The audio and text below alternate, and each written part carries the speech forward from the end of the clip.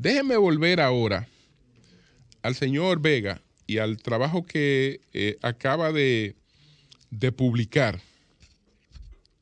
Y aquí hay algunas cosas que me interesan. Voy a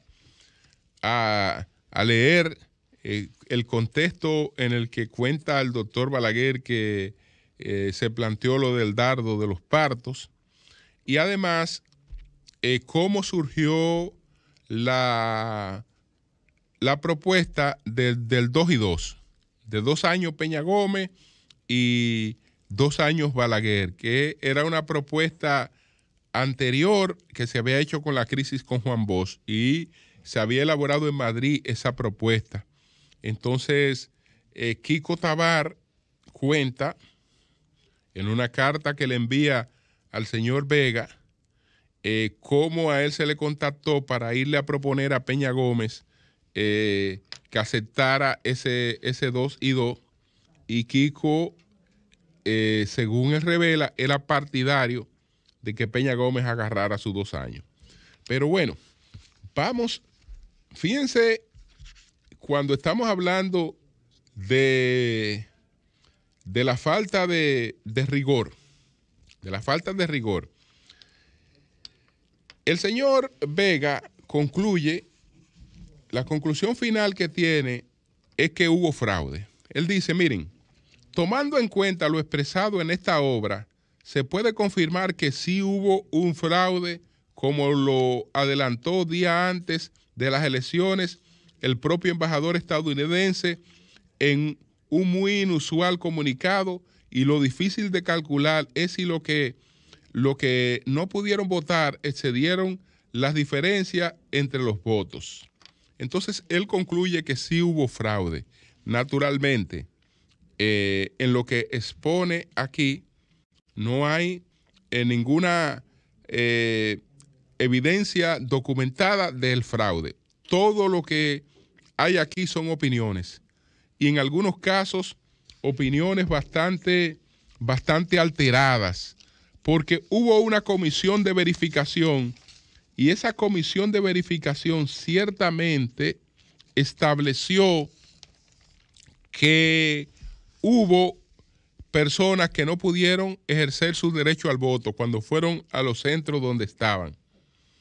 Dice el señor Juan Bolívar Díaz que fueron 200,000 personas.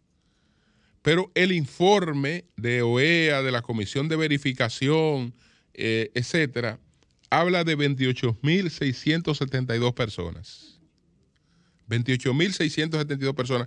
Pero ustedes saben cómo concluyen esos informes. Esos informes concluyen planteando que para determinar si fue intencional o no, se requeriría 1 año, que no está determinado si eso fue un error técnico o algo intencional, pero que tampoco está determinado si eso alteraba realmente los resultados. Pero, en definitiva, ellos entienden que sí, entienden. Pero fíjense, algo importante que plantea el señor Vega aquí. Después de él decir que sí que hubo fraude, ¿tú sabes qué él dice? Sabemos además que todas las encuestas previo a las elecciones evidenciaban una ligera ventaja a favor de Peña Gómez. Y yo le digo a usted, ¿puede alguien presentarse a unas elecciones con una ligera ventaja frente al poder y que eso le asegura que esa ligera ventaja que tiene no la pierde el día de? Todo el mundo sabe que en una cuestión reñida puede haber una ventaja a favor del que está en el poder, y la ventaja no fue tan amplia. Todo fue tan reñido como prácticamente lo pronosticaban la mayoría de las encuestas, porque él dice todas las encuestas, no fueron todas, la mayoría. Porque incluso la Gallup, pues daba una ligera ventaja a Balaguer. La Hamilton daba una ligera ventaja a Balaguer y todas las demás daban una ligera ventaja a Peña Gómez. No hubo ahí nunca nada que pasara de el error estadístico. Es decir, las encuestas lo que establecieron fue que en ese proceso iba a ser sumamente reñido. Y el proceso terminó como con 27,000 votos en favor de Balaguer. Es decir que yo no sé cómo ahí tú puedes hablar exactamente, teniendo ese panorama, puedes hablar y menos sin tenerlo documentado y probado de que hubo fraude. Pero además, Peña Gómez se presentó a unas elecciones 2 años después. ¿Qué votación alcanzó? La misma que había alcanzado ahí.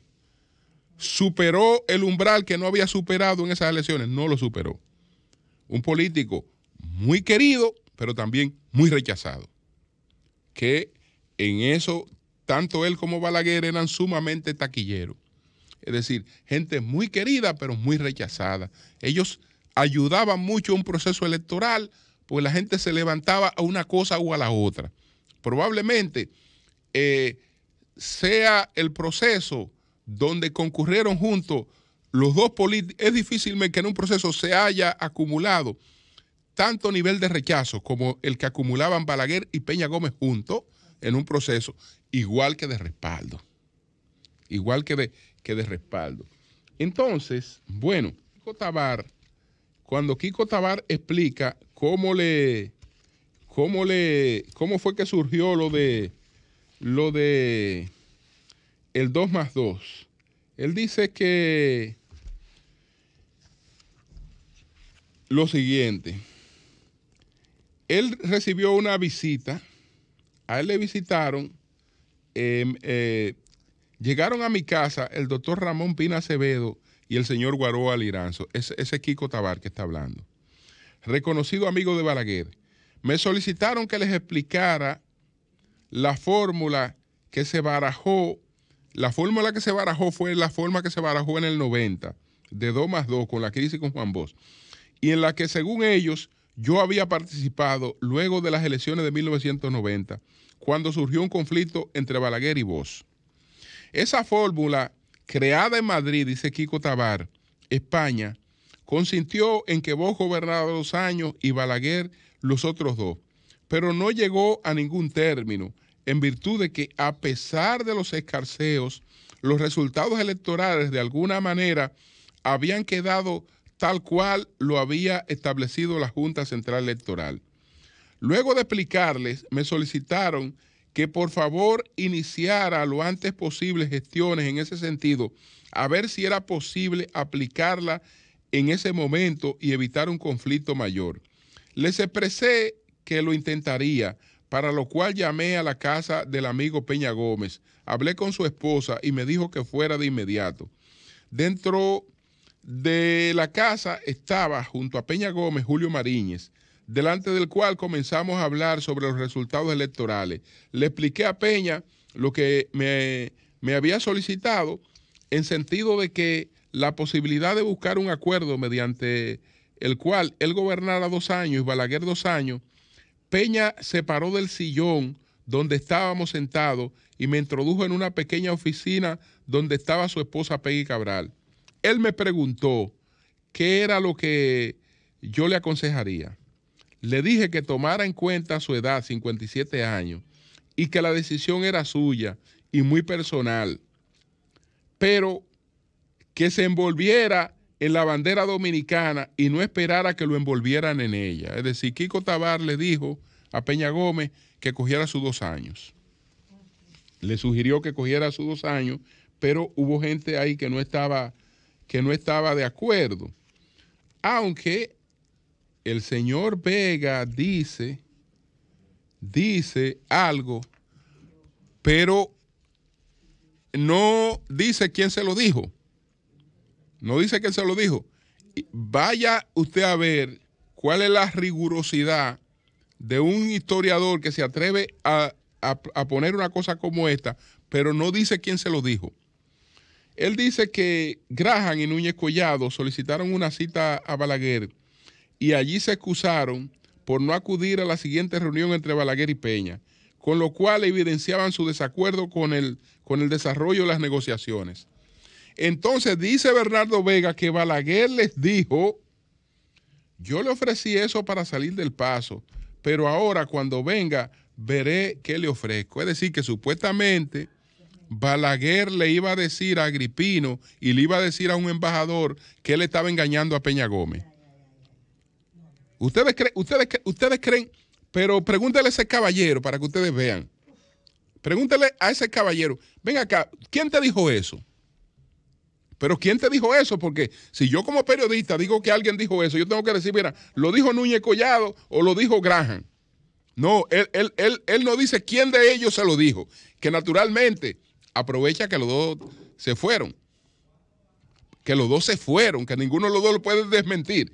Es decir, y entonces tira esa afirmación. Y que Balaguer le dijo, yo le ofrecí eso para salir del paso. Pero ahora cuando venga veré qué le ofrezco. Coño, qué sinvergüencería. ¿Cómo usted cree que Balaguer le iba a decir eso? No había posibilidad de que le dijera eso. No había posibilidad ninguna de que le dijera eso. Entonces, finalmente, déjeme citar cómo Balaguer narra lo de el dardo de los partos. ¿Dónde sale lo del dardo de los partos? Que lo incluye el señor Bernardo aquí. La cuestión esta de cómo Balaguer habla con Skoll y le habla de que Skoll le lanzó finalmente el dardo de los partos. Vamos a ver lo del dardo de los partos aquí. En toda esta cosa que tenemos aquí subrayado. Aquí está lo del dardo de los partos. Bueno, Balaguer está contando su reunión con el señor Skoll, que era su secretario del Departamento de Estado para Asuntos Latinoamericanos. Balaguer también declaró en Ramón Santana que Skoll lo había visitado para transmitirle la preocupación de Clinton por las irregularidades detectadas según las denuncias del PRD y de los observadores electorales, así como el interés del gobierno norteamericano de favorecer la extensión de la democracia representativa. Por ello, Estados Unidos creía que deberían profundizarse las investigaciones en Santo Domingo para llegar a un consenso por parte de todos los partidos mayoritarios. Entonces, aquí él está citando a Balaguer, entre comillas. Finalmente me expresó, ahí está hablando Balaguer, finalmente me expresó, ya al despedirse, eso sí es cierto, lanzándome lo que se llama el dardo de los partos, se puso en pie, extendiéndome la mano y dijo, ¿qué había que hacer aquí para formar un gobierno provisional? Eso le preguntó el señor Skoll, que ahí es que Balaguer eso le llama el dardo de los partos, Y Balaguer dice, le contesté que lo que había que hacer aquí, en ese caso, ante la hipótesis de que la Junta Central Electoral llegue el 16 de agosto sin haber tomado una decisión definitiva, lo que había que hacer era convocar en forma extraordinaria al Congreso Nacional y pedirle que extendiera el actual periodo en lo que sea necesario hasta que se convoquen las elecciones generales. No es que lo extienda en lo que sea por 4 años, que lo extienda el tiempo que sea necesario para evitar que caigamos en una situación de hecho inconstitucional. En definitiva, yo creo que frente a esa situación, lo que debe hacer la Junta Central Electoral es continuar su labor como hasta ahora, investigando las irregularidades y después fallando según dicte su conciencia. Entonces, eso fue lo de el famoso dardo de los partos. ¡Cambio y fuera!